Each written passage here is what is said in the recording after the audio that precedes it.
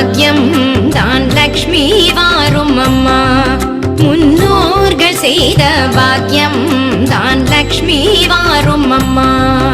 என்னையே சௌபாகியம் தான் லக்ஷ்மி வாரும் அம்மா. என் இல்லமே சௌபாகியம் தான் லக்ஷ்மி வாரும் அம்மா.